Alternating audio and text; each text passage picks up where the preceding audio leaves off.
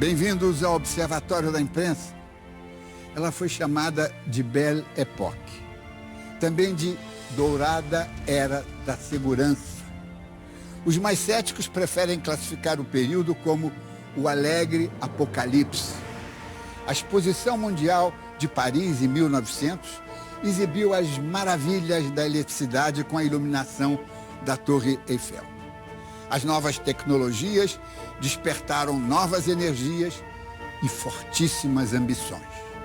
O avião, os transatlânticos, os automóveis, o metrô, o cinema, o rádio e os avanços da medicina simbolizavam um progresso e uma paz que imaginava-se jamais seria revertido.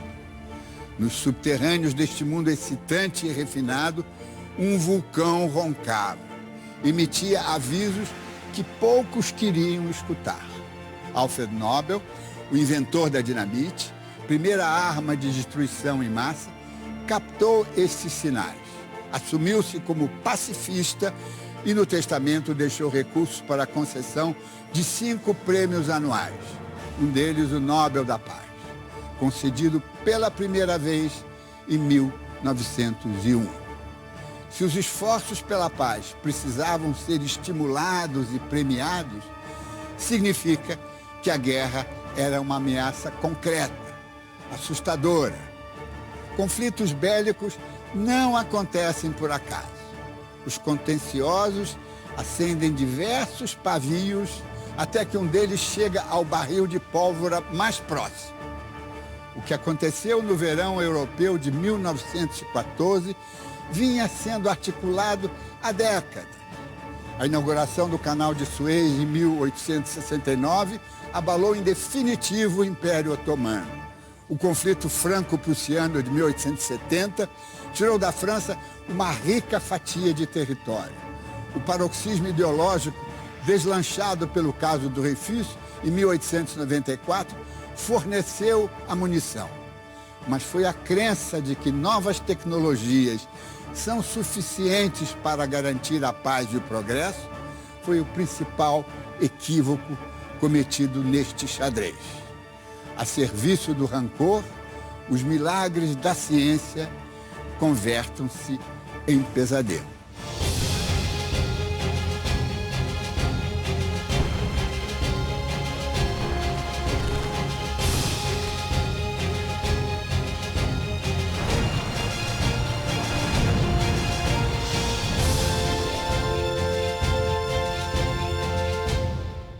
Se não fosse o assassinato do grão-duque Franz Ferdinand, herdeiro do Império Austro-Húngaro, e da sua mulher Sofia, em Sarajevo, apareceria outro pretexto.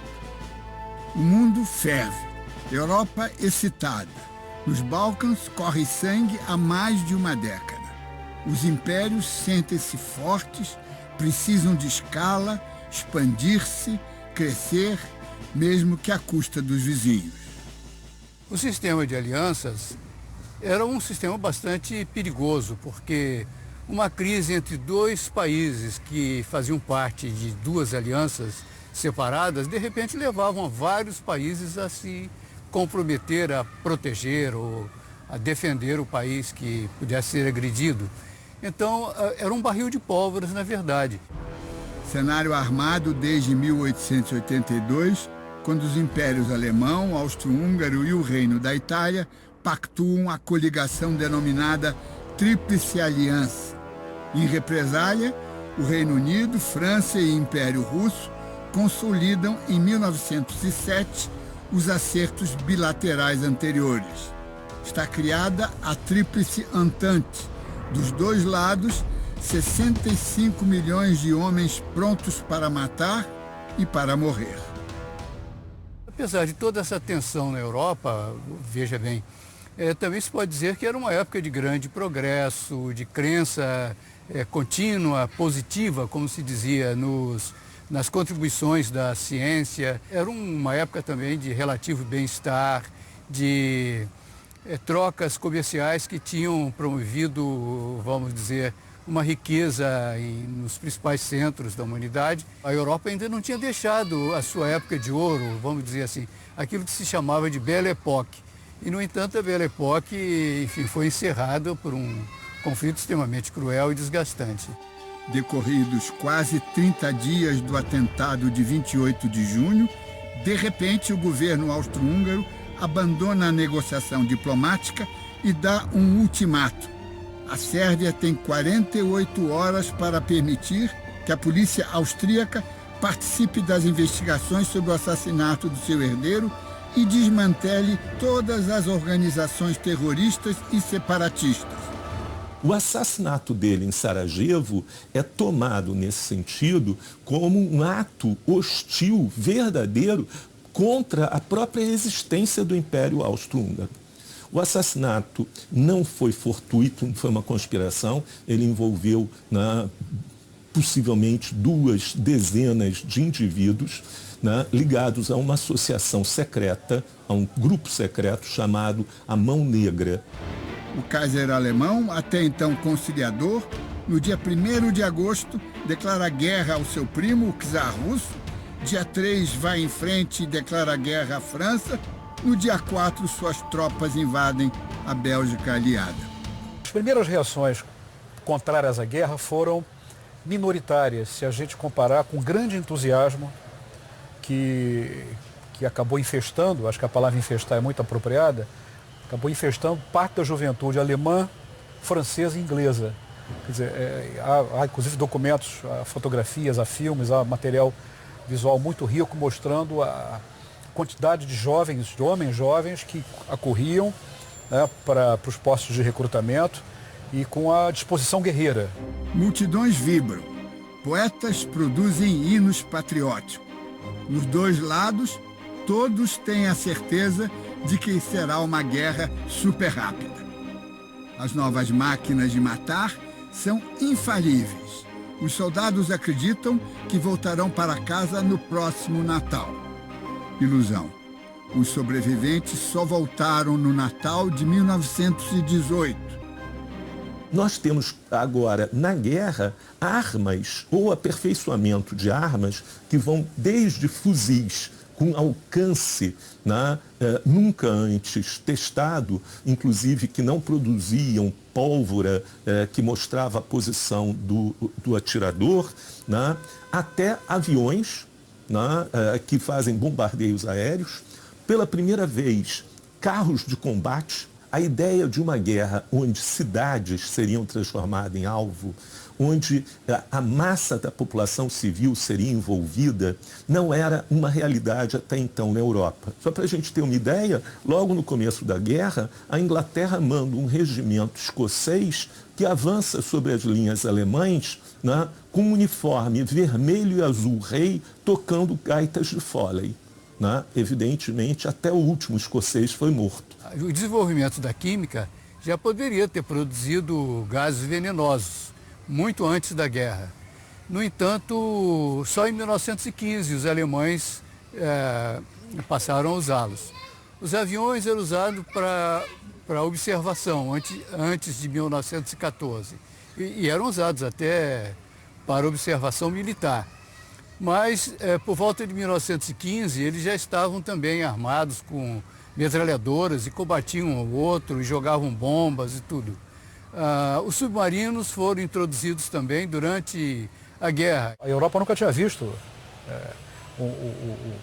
uma mortandade, uma matança dessa natureza.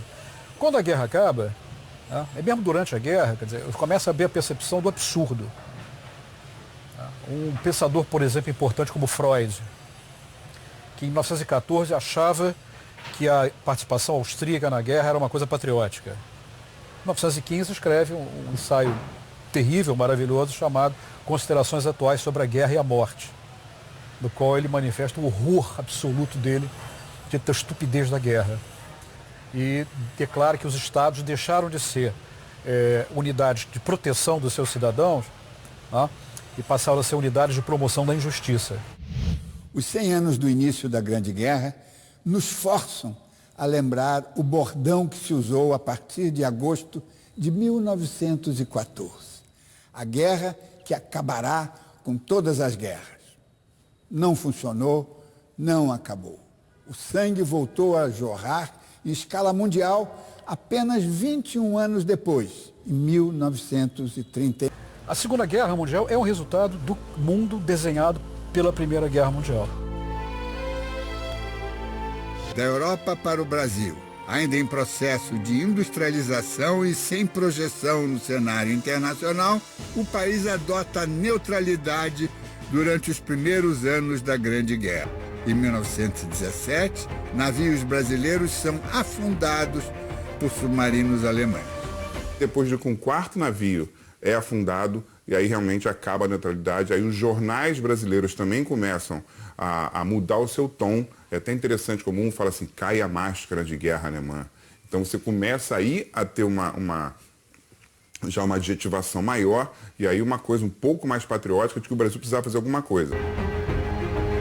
O Brasil envia navios para o norte da África. A missão tem um fim dramático. Quando esses navios saem aqui do Brasil, do porto, existe uma cobertura muito assim, patriótica. Lá vão eles, nossos soldados, lenços brancos foram acenados na Praça Mauá e tal. Só que a partir do momento que esses navios saem, eles têm um tempo até chegar lá. E aí há um vácuo de notícias, porque pela tecnologia você não tinha como cobrir essa viagem desses navios. Quando os navios estão a caminho, praticamente chegando lá, a boa parte da tripulação é atingida pela gripe espanhola. Vários soldados brasileiros morrem, não da guerra, mas morrem de gripe espanhola. E quando finalmente o Brasil vai começar suas operações, a guerra acaba. Uma revolta popular na Rússia obriga o Tsar a abdicar. 2 milhões de soldados russos morreram no ano anterior. O povo passa fome. Os soldados não querem combater. O governo provisório promete continuar a guerra. Os alemães se aproveitam novamente e oferecem aos revolucionários russos exilados em Zurique um trem blindado que os levará à capital russa para derrubar o governo provisório. Manobra bem-sucedida. Quase simultaneamente, com a chegada de Lenin e Trotsky à Rússia, os Estados Unidos começam a se afastar da Alemanha. Indignado com os sucessivos afundamentos de navios de passageiros por submarinos alemães, o democrata Wilson declara guerra à Tríplice Aliança e, em seguida, apresenta seu plano de 14 pontos para ganhar a guerra e garantir a paz. Ganhou a guerra, deixou a paz escapulir. Antes mesmo de a guerra ser declarada, uma legião de pacifistas já pressente a catástrofe. São escritores, jornalistas, mas também sindicalistas, socialistas, tanto franceses como alemães, dispostos a se unir para que os pobres, os trabalhadores e os camponeses não virem carne para canhão. Também as feministas, chamadas de sufragistas, pedem a paz porque não querem perder maridos e filhos. O armistício não trouxe a paz. Os pesados castigos impostos aos vencidos, mesmo que culpados, produziriam fatalmente outra convulsão. Não basta redesenhar os mapas, é preciso criar os instrumentos para torná-los definitivos.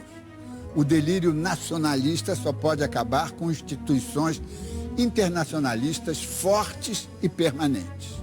Os 14 pontos que levaram os Estados Unidos à guerra foram atenuados no fim por Woodrow Wilson. O presidente idealista falava como Jesus Cristo, mas agia como um político comum. A Alemanha garantiu o êxito da Revolução Russa, mas foi lá que um pintor medíocre, cabo ferido na guerra, foi treinado como agente provocador para enfrentar o comunismo. Seu nome? Adolf Hitler.